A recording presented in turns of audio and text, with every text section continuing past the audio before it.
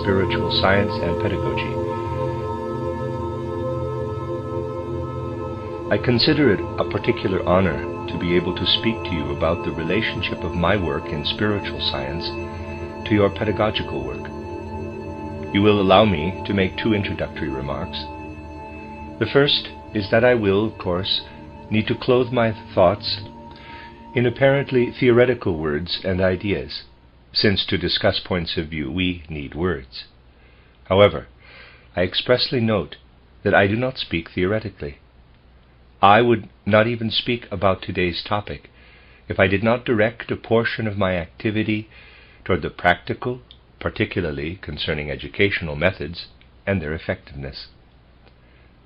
Thus, what I wish to bring to you today comes directly from practice. The second thing I would like to say is that at present spiritual science is extremely controversial. I, therefore, can quite understand, especially because I represent spiritual science, that there may be many objections today because its methods are, in many cases, foreign to modern points of view. Perhaps we can help make spiritual science more understandable through the way we introduce it and attempt to make it a true living force in such an important practical area as education. Can we name any areas of life that are unaffected by pedagogical activities and interests? At an age when children can develop themselves into everything possible, we entrust them to those who act as teachers. Teachers can provide what humanity needs only through the warmest participation in the totality of human life. When I speak about the special topic of spiritual science and pedagogy, I do this because particularly now, the science of the spirit should become an active part of life. Spiritual science should be present to reunite the separate human cultural interests that have been driven apart in the last centuries, particularly in the 19th century. Through spiritual science, through a concrete point of view, we can unite the specialties without becoming paralyzed by the requirements of specialization. Today, there is also a very important reason to think about the relationship of spiritual science to pedagogy.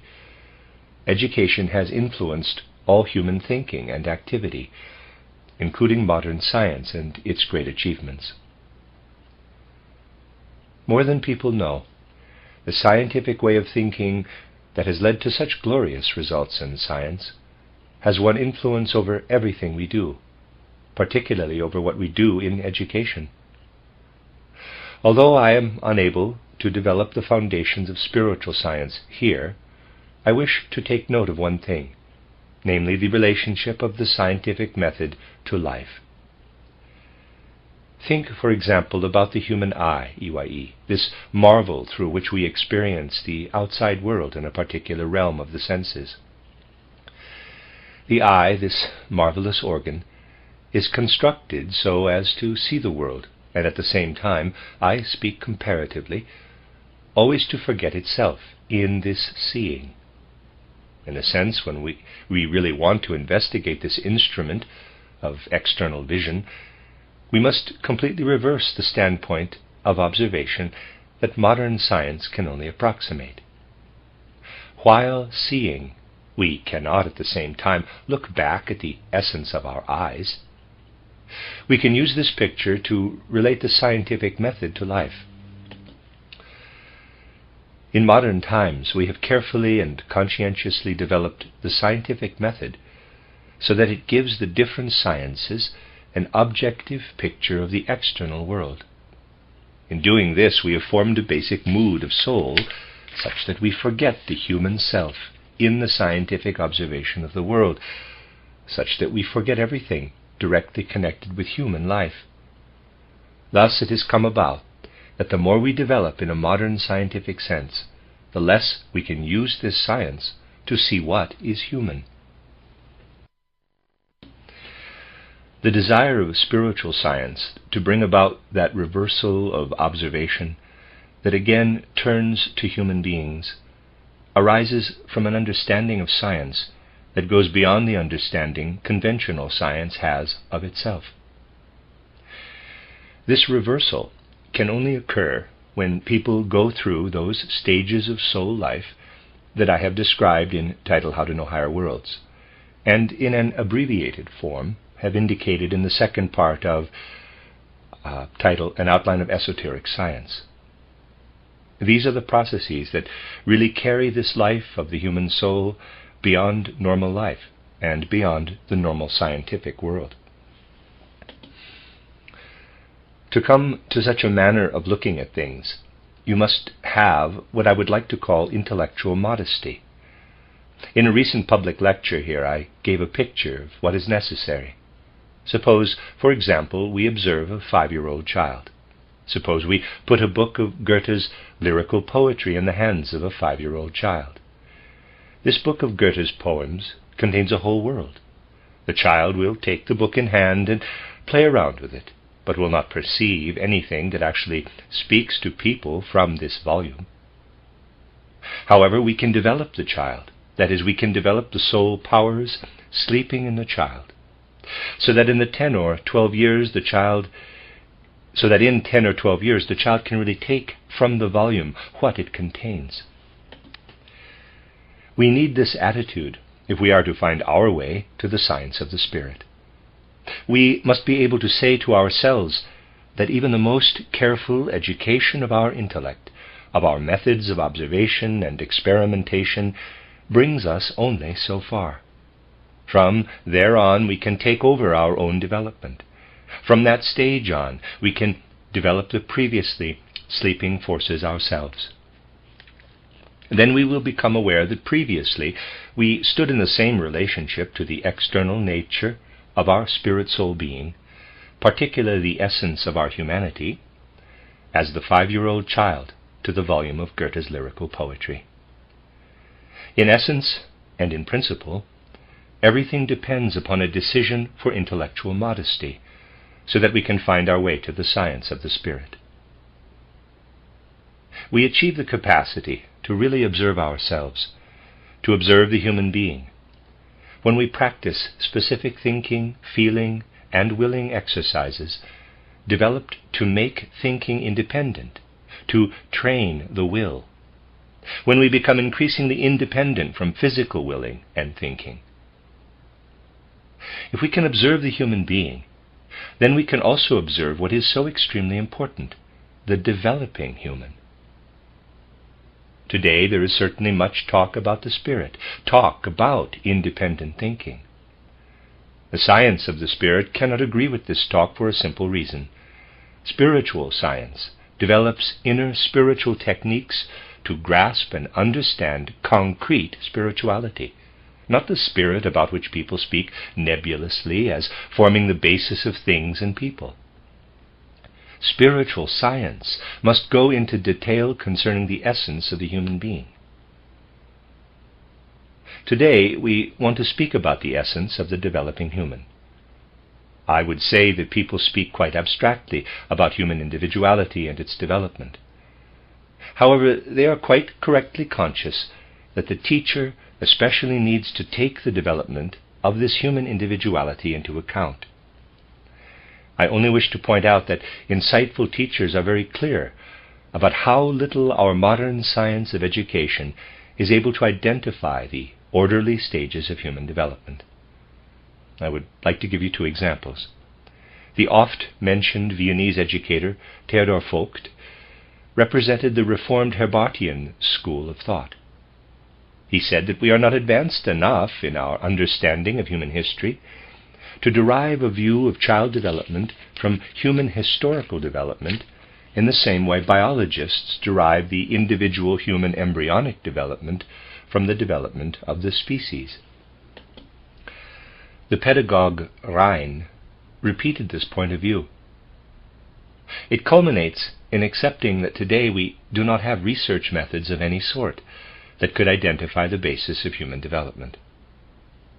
The development of such capacities as those I have just cursorily mentioned, you can read more in my books, enables us to approach the riddle that meets us so wonderfully when we observe how from birth onward an inner human force increasingly appears in every gesture. In particular, we can see how it manifests through speech, through the relationships of people with their surroundings, and so forth. Usually, people observe the different manifestations of human life much too superficially, both physiologically and biologically. People do not form a picture of the whole human being, in which the body, soul, and spirit intertwiningly affect one another. If you wish to teach and educate children as they need, you must form such a picture. Now, those who, strengthened by spiritual scientific methods, observe the developing child will find an important developmental juncture at approximately the time of the change of teeth, around 6 or 7 years of age. There is an oft-quoted saying that nature makes no leaps. To a certain extent, this is quite correct. However, all such views are basically one-sided. You can see their correctness only if you recognize their one-sidedness, for nature continuously makes leaps. Think about a growing plant, to name only one example. Fine, you can use this saying, nature makes no leaps. However, in the sense of Goethe's law of metamorphosis, you must say that despite the fact that the green leaf is the same as the colorful flower petal, nature does make a leap from the leaf to the colorful petal, and yet another leap from the petal to the stamen, and another quite special leap to the fruit. We do not get along well in life if we abstractly adopt the point of view that nature, or life in general, does not make leaps. And this is particularly true with people. Human life flows along without leaps, but in this other sense there are such leaps everywhere. Around the age of 6 or 7, there is a particularly important turning point that has far-reaching consequences for human structure and function. Modern physiology does not yet have a correct picture of this. Something also occurs in people in the spirit-soul realm. Until this time, human beings are fundamentally imitative beings. The constitution of their body and soul is such that they totally devote themselves to their surroundings. They feel their way into the surroundings. They develop themselves from the center of their will so that they mold the force lines and force rays of their will exactly to what occurs in their surroundings. More important than everything that we can bring to the child through reprimanding words, through preaching in this stage, is the way in which we ourselves behave in the presence of the child. Since the intangibles of life act much more strongly than we can clearly observe on the surface, we must say that what the child imitates does not depend only upon the observable behavior of people. In every tone of speech, in every gesture that we as teachers use in the presence of the child during this stage, lies something to which the child adapts itself. As human beings, we are much more than we know by the external reflection of our thoughts. In life, we pay little attention to how we move a hand, but the way we move a hand is the faithful reflection of the whole state of our souls, the whole reflection of our inner mood. As adults with developed soul lives, we pay little attention to the connection between the way we step forward with our legs, the way we gesture with our hands, the expressions on our faces, and the will and feeling impulses that lie in our souls. The child, however, lives into these intangibles. We do not exaggerate when we say that those in the young child's surroundings who inwardly strive to be good, to be moral, who in their thinking and feeling consciously intend to do the child no wrong, even in what is not spoken. Such people affect the child in the strongest possible manner through the intangibles of life. In this connection, we must pay attention to what, if I may express myself so, actually lies between the lines of life. In that we slowly find ourselves caught in the web of a more materialistic life, particularly in relation to the intimacies of existence, we become accustomed to paying relatively little attention to such things. Only when we value such things again will a certain impulse enter pedagogy, an impulse particularly necessary in a time that refers to itself as social, as a socially minded period. You see, people cannot correctly value certain experiences if they do not take into account observations of the spirit-soul nature that is the foundation of human beings. I am speaking to you about everyday events. A despairing father comes, for example, and says, quote, "What shall I do? My child has stolen something," close quote. We can, of course, understand how a father can despair about such things. But now we attempt to understand the situation better. We can say, quote, "Yes, but what were the complete circumstances?" close quote. The child simply took some money from the drawer. What did the child do with the money? The child bought something for a friend, candy, for instance. So the child did not steal for selfish reasons. Thus we might possibly say the child did not steal at all. There can be no talk about the child having stolen. Every day the child has seen that mother goes to the drawer and takes money out. The child has seen that as something normal and has only imitated. This is something that has resulted from the forces that are the most important at this stage: imitation and mimicking. If you direct the child properly in this sense, if you know how to properly direct the child's attention, then this attention will be brought to all sorts of things that will have an important influence at this stage. We must be quite conscious that reprimands and preaching at this stage do not help.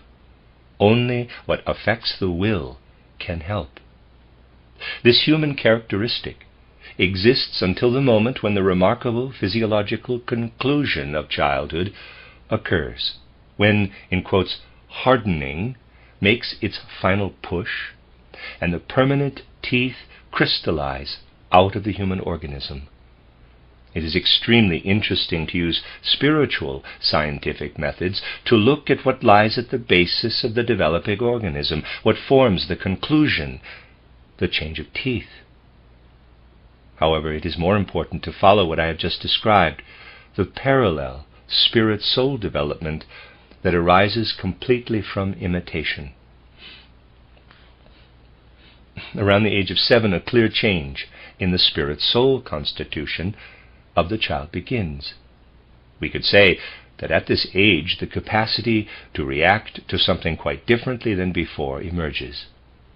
Previously the child's eye, Y-E, was intent upon imitating. The child's ear was intent upon imitating.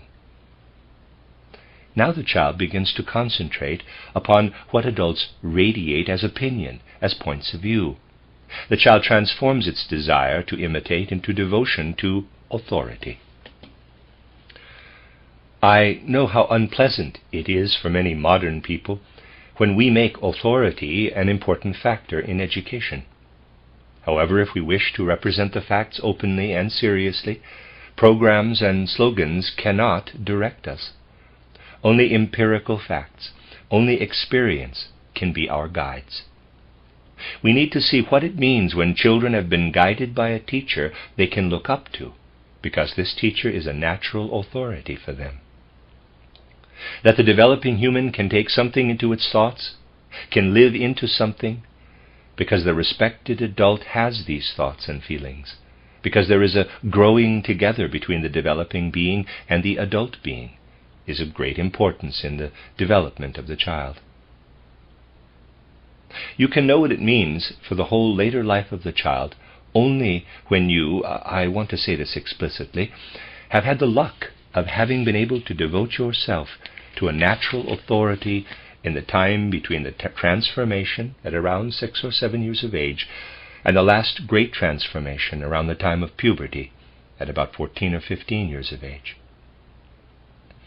The main thing is not to become mired in such abstractions, but instead to enter into this very important stage of life that begins around the age of 6 or 7 years and concludes with puberty. At this stage, the child, having been properly raised or spoiled through imitation, is turned over to the school by the parents. The most important thing for the child's life occurs in this period. This is quite true if we keep in mind that not only each year but each month the teacher must carefully discover the real essence of developing children. This discovery must be not only general, but as far as possible in large classes, the teacher should also carefully consider each individual child. After the child enters school, we see the residual effects of the desire to imitate alongside the beginning devotion to authority until around the age of 9. These things are all only approximate, of course. If we can properly observe the interaction of these two basic forces in the growing child, then the living result of this observation forms the proper basis not only for the teaching method, but also for the curriculum. Excuse me if I interject a personal remark, but I encountered this very question when the Waldorf school was formed this year.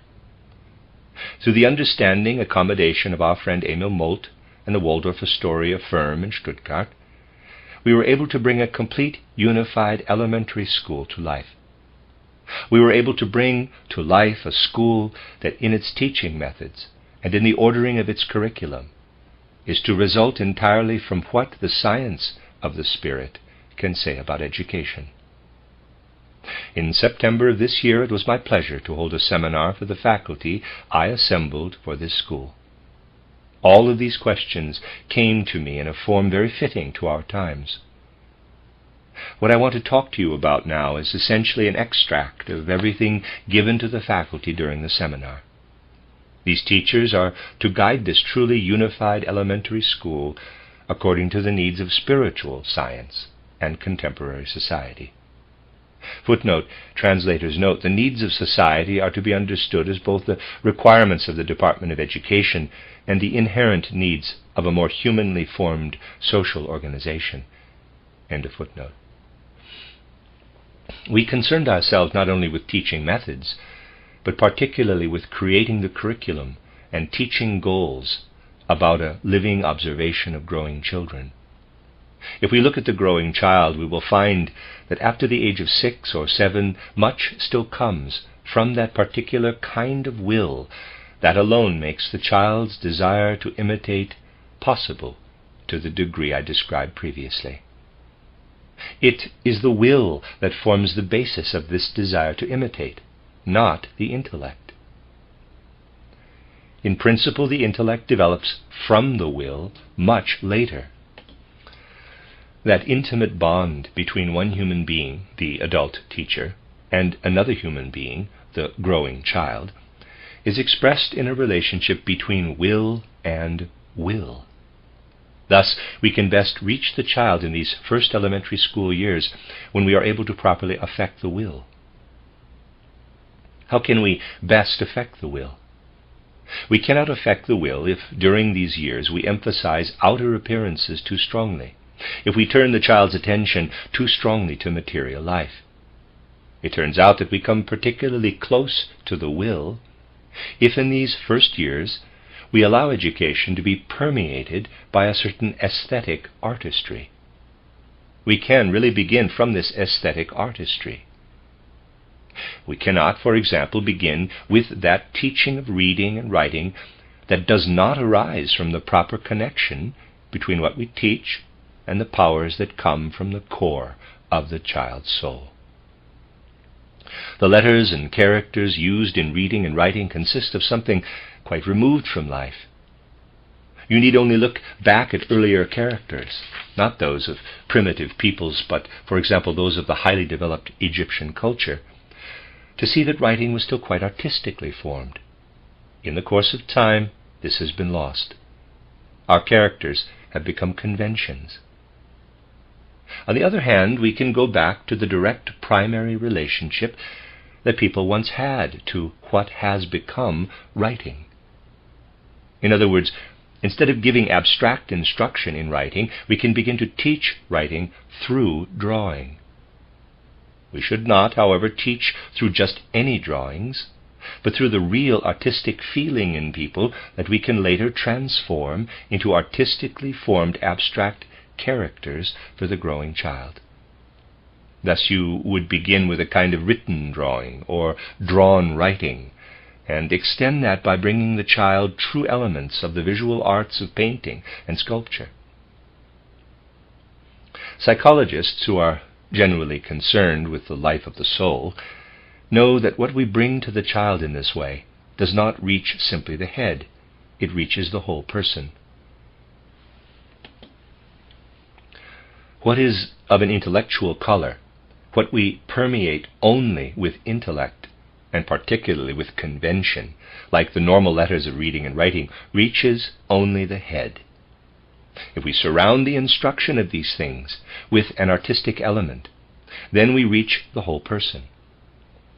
Thus a future pedagogy will attempt first to derive the intellectual element and the illustrative material from the artistic.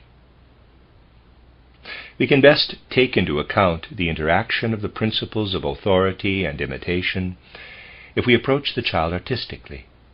Something of the imitative lies in the artistic. There is also something in the artistic that goes directly from subjective person to subjective person. What should act artistically must go through the subjectivity of people. As people with our own inner essence, we face the child quite differently when what we are to bring acquires an artistic form. In that way, we first pour our substance into what must naturally appear as authority. This enables us not to appear as a simple copy of conventional culture and the like, but humanly brings us closer to the child. Under the influence of this artistic education, the child will live into a recognition of the authority of the teacher as a matter of course. At the same time, this indicates that spirit must prevail, since we can teach in this way only when we allow what we have to convey to be permeated by spirit. This indicates that spirit must prevail in the entire manner of instruction, that we must live in what we have to convey. Here again I come to something that belongs to the intangibles of teaching life. People so easily believe that when they face the child, they appear as the knowing, superior person before the simple, naive child. This can have very important consequences for teaching. I will show this with a specific example I have used in another connection in my lectures. Suppose I want to convey the concept of the immortality of the soul to a child. Conforming myself to the child's mood of soul, I give the example by presenting a picture. I describe a cocoon and a butterfly creeping from it in a very pictorial way. Now I make clear to the child, quote, "In the same way that the butterfly rests in this cocoon, invisible to the eye, your immortal soul rests in your body. Just as the butterfly leaves the cocoon, in the same way when you go through the gates of death, your immortal soul leaves your body and rises to a world that is just as different as the butterflies." Close quote. Well, we can do that, of course. We think out such a picture with our intellect. However, when we bring this to the child as, quote, in quotes, reasonable people, we do not easily believe it ourselves. This affects everything in teaching. One of the intangibles of education is that through unknown forces, working between the soul of the child and the soul of the teacher, the child accepts only what I, myself, believe. Spiritual science guides us, so that the picture I just described is not simply a clever intellectual creation. We can recognize that the divine powers of creation put this picture into nature. It is there not to symbolize arbitrarily the immortality of the soul in people, but because at a lower level the same thing occurs that occurs when the immortal soul leaves the body. We can bring ourselves to believe in the direct content of this picture as much as we want, or better, as much as we should want the child to believe it. When the powers of belief prevail in the soul of the teacher, then the teacher affects the child properly. Then the effectiveness of authority does not have a disadvantage. but instead becomes a major and important advantage.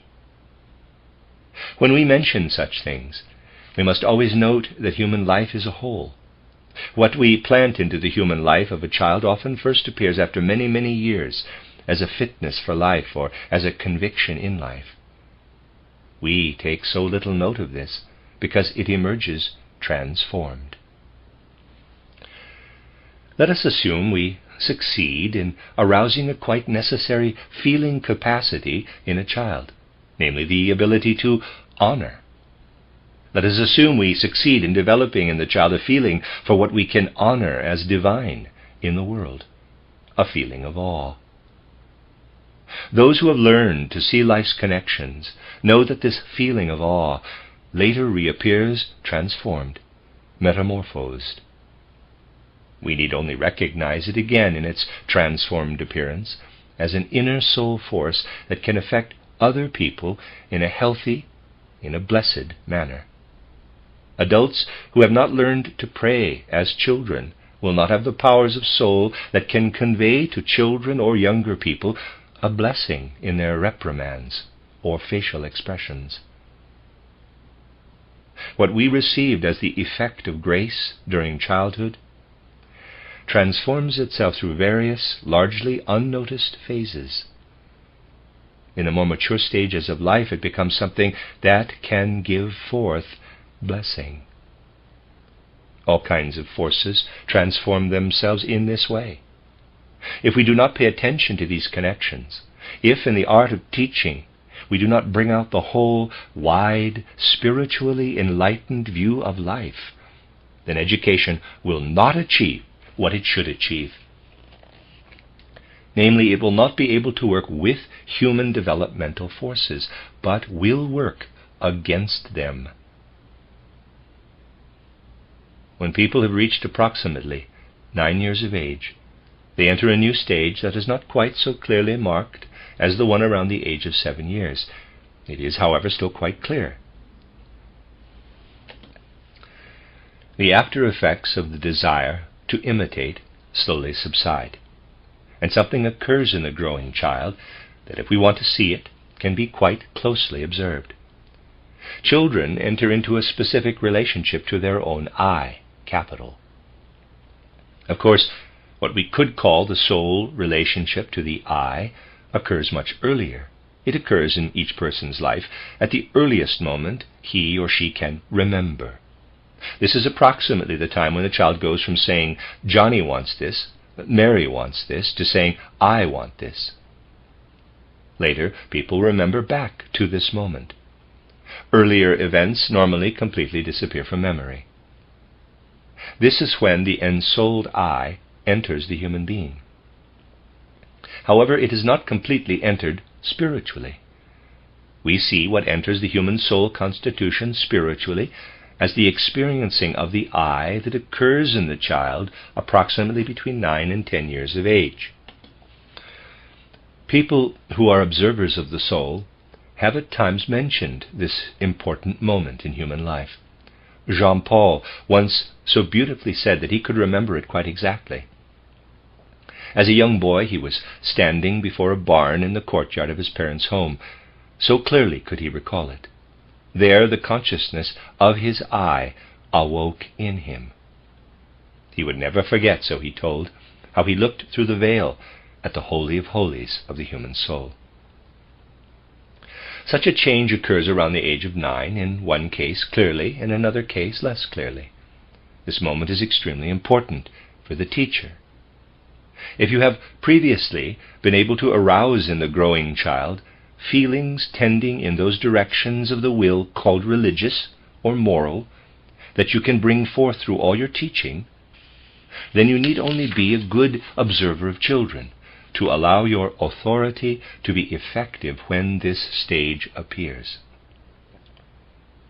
When you can observe that what you have previously prepared in the way of religious sensitivities is solidly in place and comes alive, you can meet the child with your authority. This is the time that determines whether people can honestly and truly look from their innermost depths to something that divinely courses through the spirit and soul of the world and human life. At this point, those who can place themselves into human life through a spiritual point of view will, as teachers, be intuitively led to find the right words and the right behavior. In truth, education is something artistic. We must approach children not with a standardized pedagogy, but with an artistic pedagogy. In the same way that artists must be found in control of their materials, must understand them exactly and intimately, those who work from the spiritual point of view must know the symptoms that arise around the age of 9. This is the time when people deepen their inner consciousness so that their I consciousness becomes spiritual, whereas previously it was soulful. Then the teacher will be able to change to an objective observation of things, whereas previously the child required a connection to human subjectivity. You will know, when you can correctly judge this moment, that prior to this you should, for example, speak to children about scientific things, about things that occur in nature, by clothing them in tales, in fables, in parables. You will know that all natural objects are to be treated as having, in a sense, human characteristics. In short, you will know that you do not separate people from their natural surroundings. At that moment, around the age of 9, when the I awakens, human beings separate themselves from the natural environment and become mature enough to objectively compare the relationships of natural occurrences.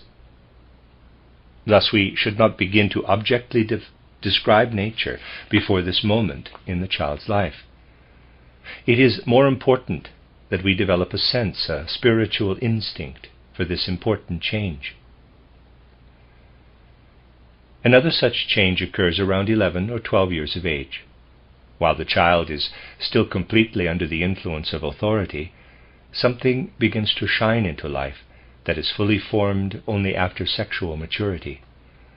The child's developing capacity to judge begins to shine in at this time.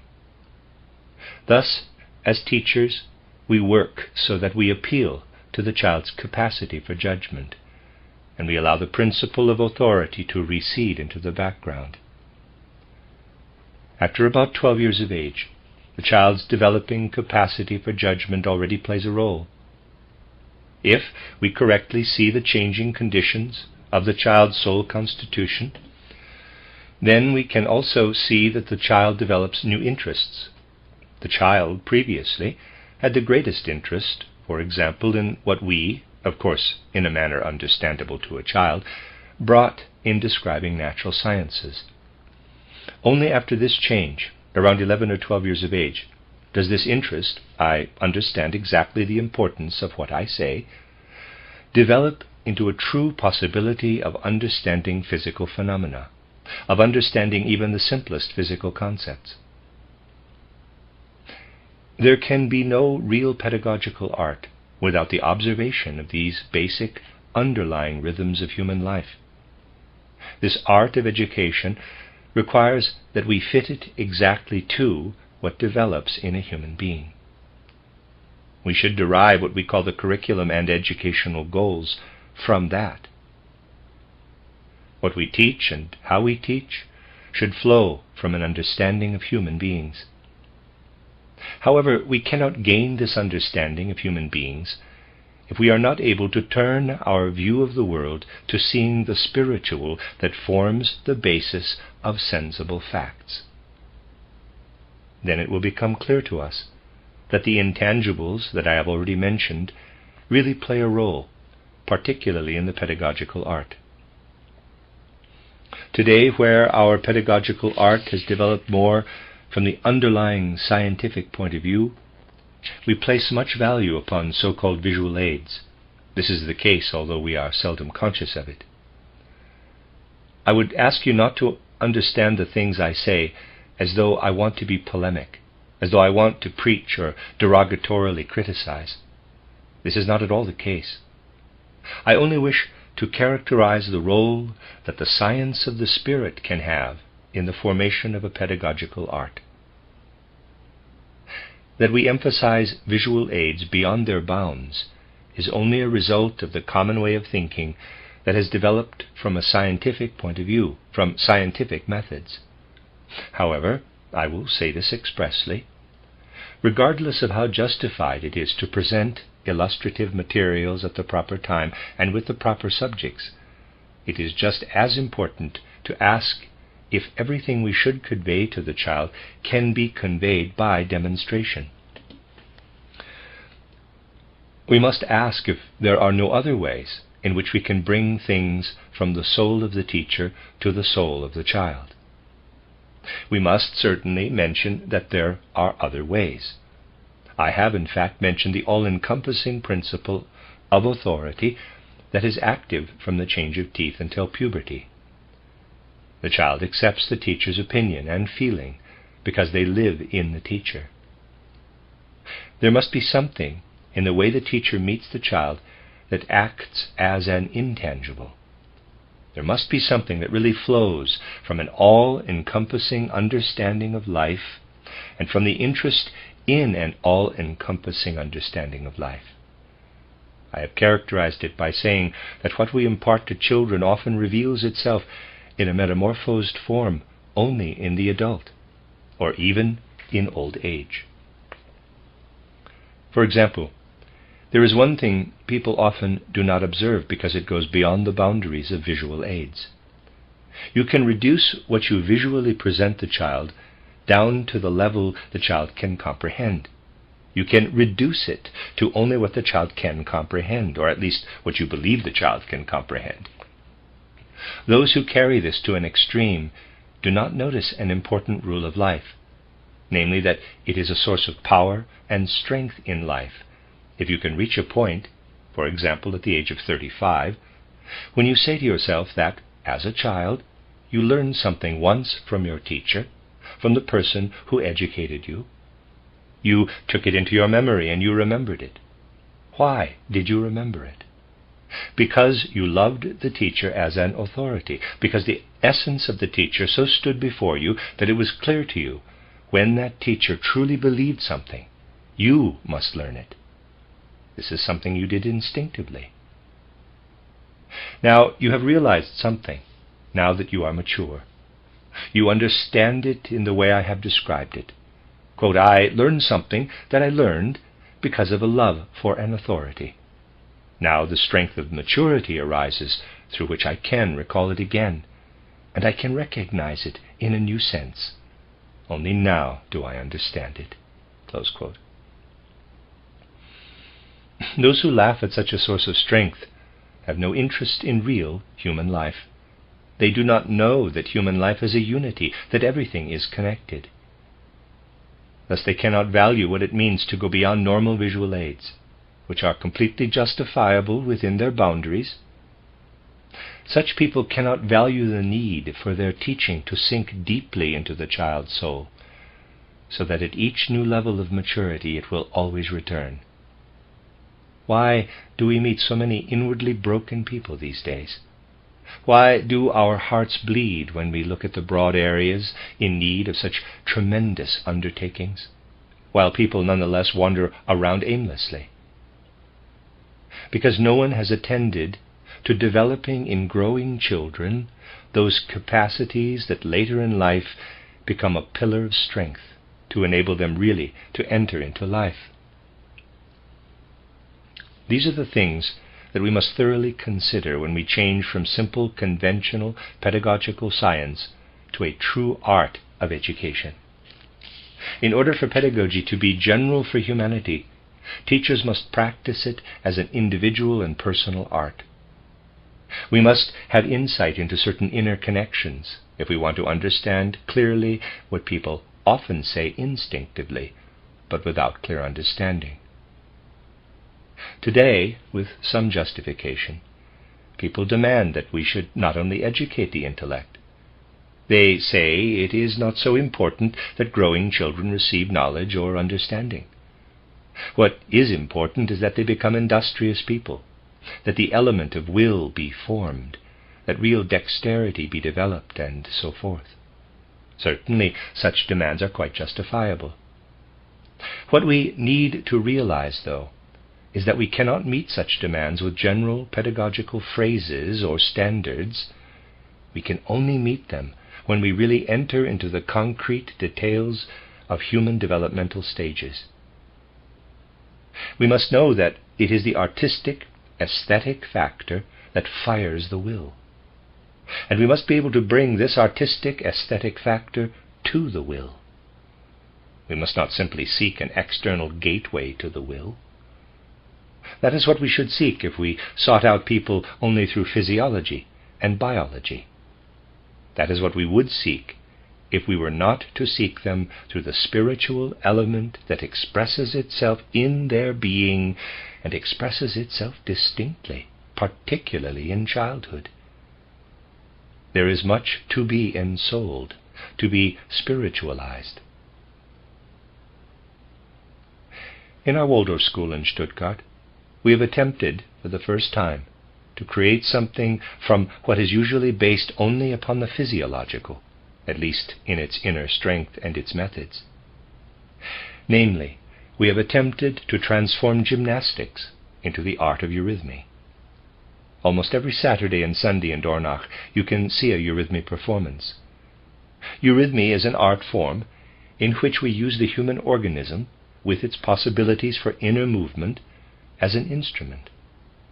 What you see as an art form also has the possibility of ensouling and spiritualizing human movements that otherwise occur only in gymnastics.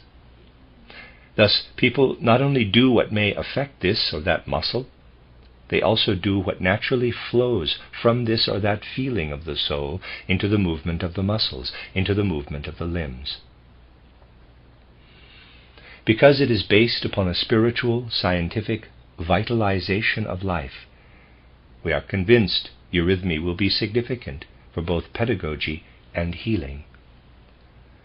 We are seeking the necessary healthy relationship between inner experiencing, feeling, and expression of soul, and what we can develop in people as movement. We seek to develop these natural connections. We seek, through the recognition of the ensouled and spiritualized human being, what people usually seek only through physiology or other external facts. We can also affect the will not only when we apply the most common of arts to the principles of teaching in the early elementary school years.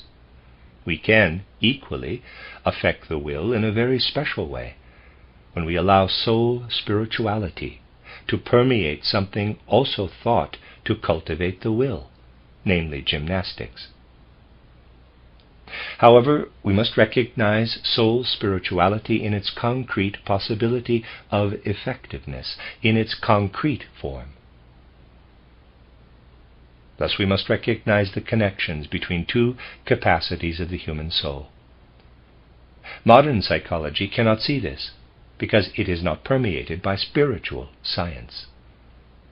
If we can look objectively at that important moment that I have described as occurring around 9 years of age, we will see, on the one hand, that something important happens that is connected with the feeling capacity, the feeling life of the child.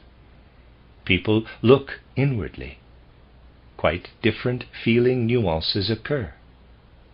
In a certain sense, the inner life of the soul becomes more independent from external nature in its feeling nuances. On the other hand, something else occurs that we can see only through a truly intimate observation of the soul. Namely, we learn because we still have what we might call an organically developed memory. Jean-Paul noticed this and expressed it brilliantly when he said that we certainly learn more in the first 3 years of our life than in 3 years at the university. This is so because memory still works organically. We certainly learn more for living. However, around the age of 9, a particular relationship forms between the life of feeling and the life of memory that plays more into the conscious life. We need only to see such things. If we cannot see them, then we think they are not there. If you can really see this intimate relationship between the life of feeling and memory, then you will find, if you pay attention, the proper standpoint from which to appeal to memory in your teaching. You should not appeal to memory any differently than you appeal to feeling. You will find the proper nuances, particularly for teaching history, for everything you have to say about history, if you know that you must permeate your presentation of what you want the children to remember with something that plays into their independent feelings. You will also be able to properly order the teaching of history in the curriculum if you know these connections. In this way, you can also gain a proper point of view about what the children should generally remember. You will be able to affect the feeling to the same extent you intend to affect the memory, in the same way you previously affected the will through artistic activity. Slowly you will gain the possibility, following this stage of life, of allowing will and feeling to affect the intellect. If, in education, we do not develop the intellect in the proper way, out of will and feeling, then we work in a manner opposing human developmental forces, rather than supporting them. You can see that this whole lecture revolves around the relationship of spiritual science to pedagogical art, and how important it is to use spiritual science to provide a true understanding of human beings. In this way we obtain something from spiritual science that enters our will in the same way that artistic talents enter the human will. In this way we can remove ourselves from a pedagogy that is simply a science of convention, that always tells us to teach in this or that manner, according to some rules. We can translate into the essence of our humanity what we must have in our will, the spiritual permeation of the will, so that from our will we can affect the developmental capacities of the growing child. In this manner, a truly effective understanding of human beings should support education in the spiritual scientific sense. The developing human thus becomes a divine riddle for us, a divine riddle that we wish to solve at every hour. If with our art of teaching we so place ourselves in the service of humanity, then we serve this life from our great interest in life. Here at the conclusion, I wish to mention again the standpoint from which I began. Teachers work with people at that stage of life when we are to implant all the possibilities of life into human nature, and at the same time to bring them forth from human nature. Then they can play a role in the whole remainder of human life and existence. For this reason we can say there is no area of life that should not in some way or another affect the teacher. However, only those who learn to understand life from a spiritual standpoint really understand life. To use Goethe's expression, only those who can form life spiritually will be able to form life at all. It seems to me that the most necessary thing to achieve now is the shaping of life through a pedagogy practiced more and more in conformity with the Spirit. Allow me to emphasize again that what I have said today was not said to be critical, to preach. I said it because, in my modest opinion, the science of the Spirit and the understanding that can be gained through it, particularly about the essence of humanity, and thus about the essence of the growing child, can serve the art of education, can provide new sources of strength to the pedagogical art. This is the goal of spiritual science. It does not desire to be something foreign and distant from this world. It desires to be a leaven that can permeate all the capacities and tasks of life. It is with this attitude that I attempt to speak from spiritual science about the various areas of life and attempt to affect them. Also, do not attribute to arrogance what I have said today about the relationship of spiritual science to pedagogy. Rather, attribute it to an attitude rooted in the conviction that particularly now we must learn much about the Spirit if we are to be spiritually effective in life. Attribute it to an attitude that desires to work in an honest and upright manner in the differing areas of life. It wishes to work in the most magnificent, the most noble, the most important area of life, in the teaching and shaping of human beings. That is the end of the lecture, but I will continue now with the discussion following the lecture. W. The speaker says that he listened to Dr. Steiner's explanation concerning pedagogy with great interest, and that the same could be extended to art. He mentions Ferdinand Hodler's words that what unites people is stronger than what divides them. He then continues,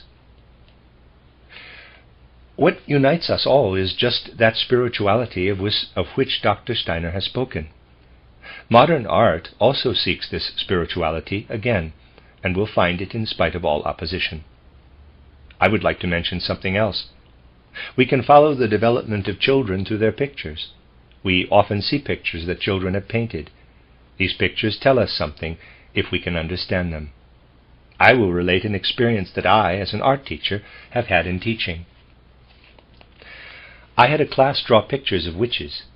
Each child expressed, in the picture of the witch, the bad characteristic that he or she also had. Afterward, I discussed this with the class teacher, and he told me that what I saw in the pictures was completely correct. My judgment based upon the pictures was completely correct. Now, a short remark concerning the way we can view modern art, the way we must view it. I can show you by means of an example. In front of us we have a blackboard. I can view this blackboard with my intellect, which tells me that this blackboard has 4 corners with 2 pairs of parallel sides and a surface that is dark and somber. My feelings tell me something else. My feelings tell me that this black, hard, angular form gives me the impression of something heavy, dark, harsh, disturbing. What I first think of in seeing this blackboard, what first comes to mind, is perhaps a coffin. It is in this way that we must understand modern pictures, no longer through reasoning, but through feeling. What do I feel in this picture, and what thoughts come to mind? We must teach children not so much to see what is externally there, but more to feel. That is the end of W's comments, and now X comments.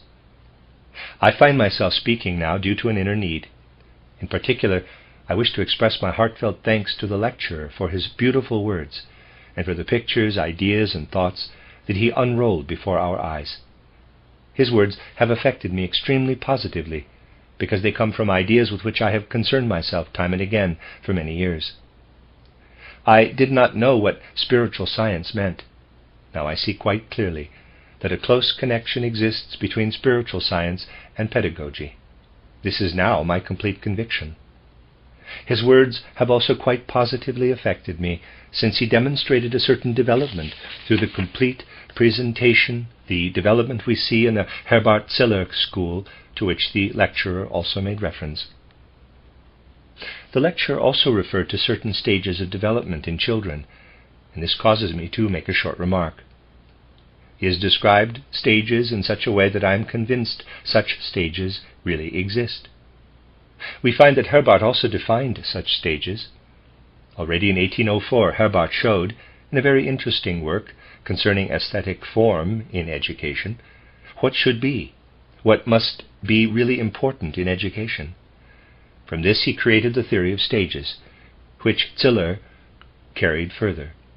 These stages were to a certain degree plausibly described by Vogt in Vienna.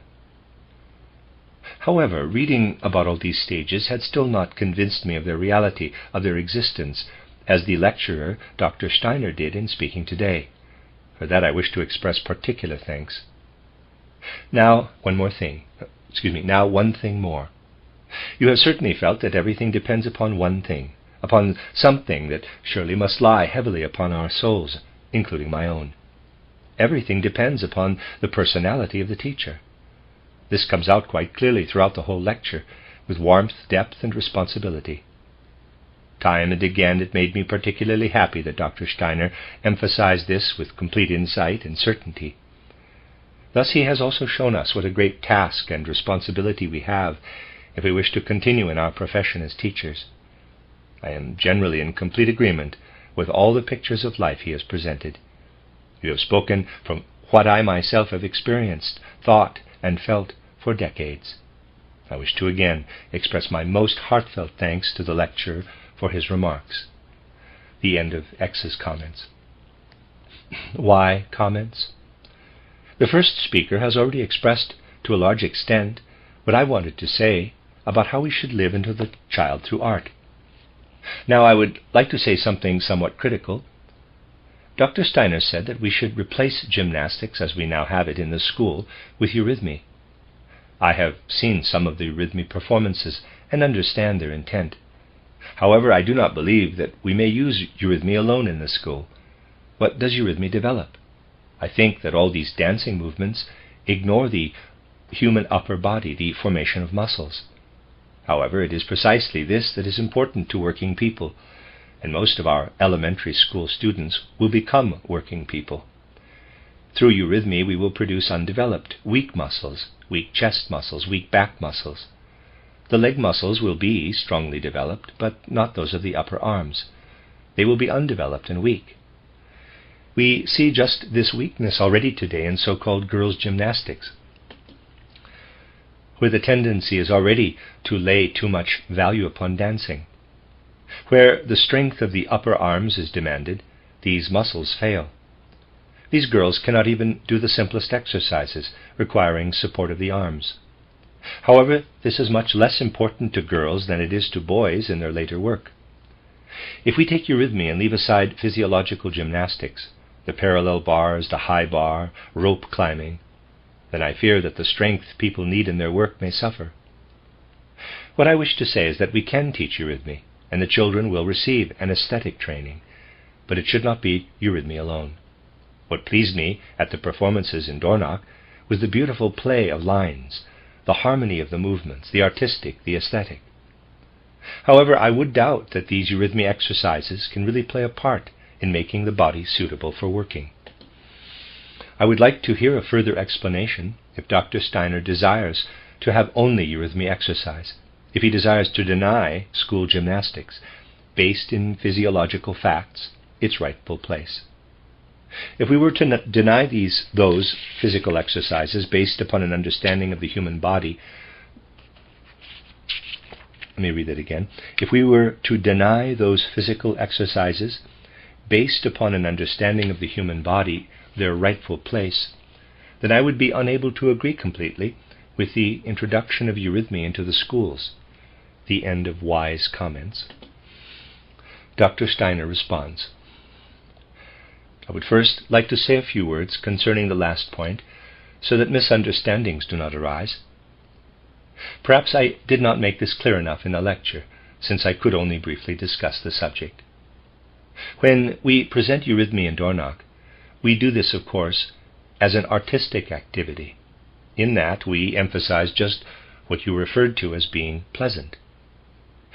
In that we emphasize what can be pleasant in Dornach, we must, of course, present those things meant more for viewing, for an artistic presentation.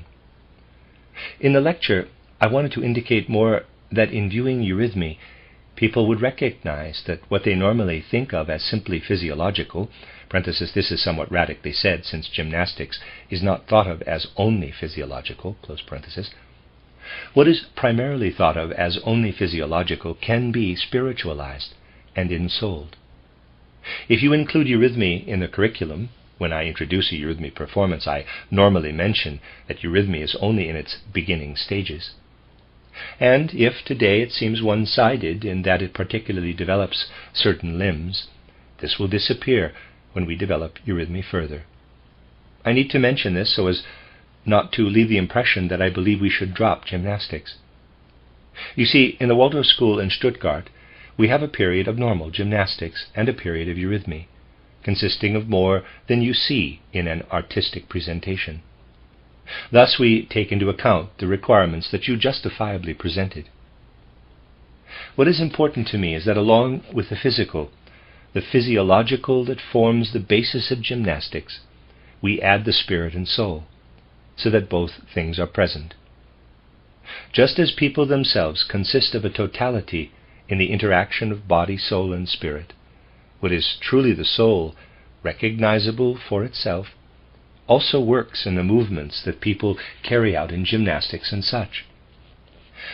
We are not at all concerned with eliminating gymnastics. Quite the opposite. It is my desire that gymnastics be enriched with eurythmy. We should not eliminate one single exercise on the parallel bars or high bar.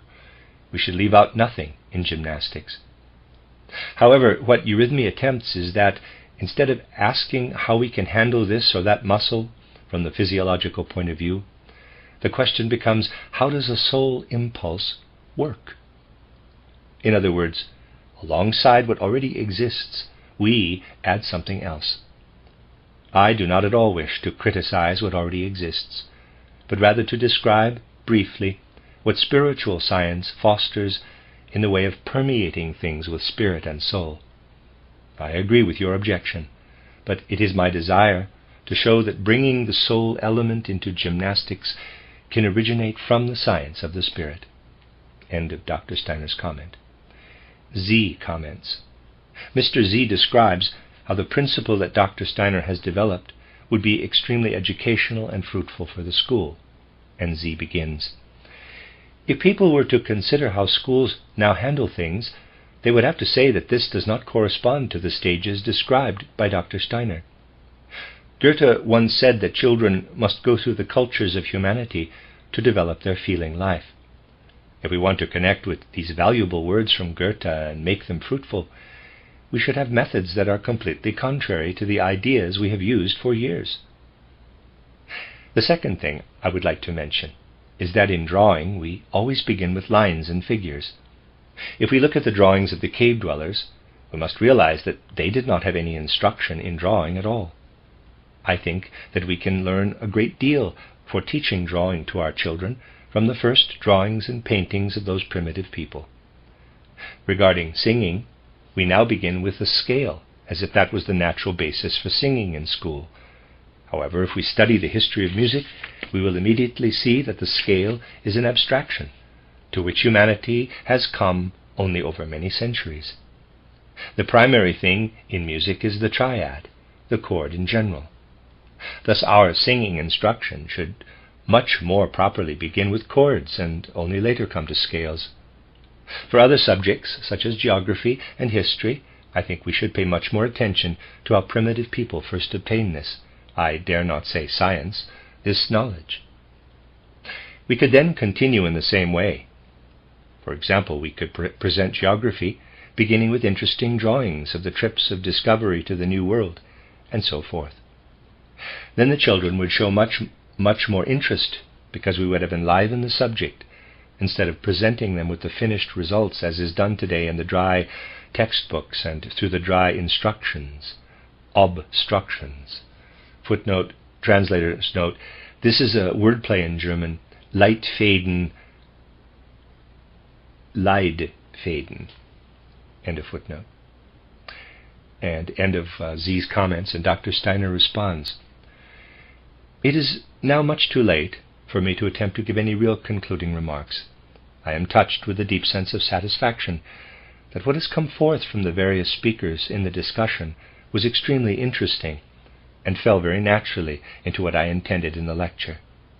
It's true, isn't it, that you can comprehend in what, for example, you can see in Dornach, and what we present in the various artistic activities in Dornach, that something is given that reflects the fundamental conviction of spiritual science.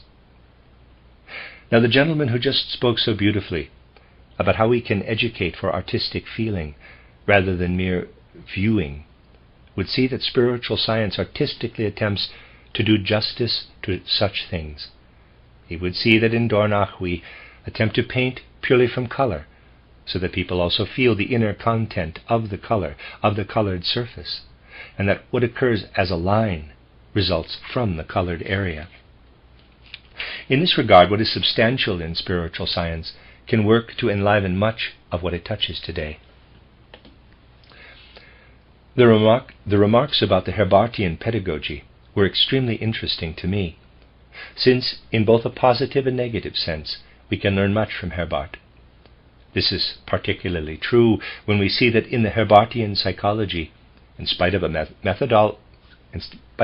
methodical striving toward the formation of the will, intellectualism has played a major role. You must struggle past much in Herbartian pedagogy in order to come to the principles that result from my explanation today. Regarding the last speaker, I agree with almost everything. He could convince himself that the kind of education he demands, in all its details, belongs to the principal direction of our Waldorf school, particularly concerning the methods of teaching drawing, music, and geography. We have put forth much effort, particularly in these three areas, to bring into a practical form just what the speaker imagines. For instance, in the faculty seminar we did a practice presentation about the Mississippi Valley. I think the way we prepared this presentation of a living, vivid geography lesson that does not come from some theory or intellectuality, but from human experience, would have been very satisfactory to the speaker. In place of a closing word, I therefore only wish to say that I am extremely satisfied that so many people gave such encouraging and important additions to the lecture.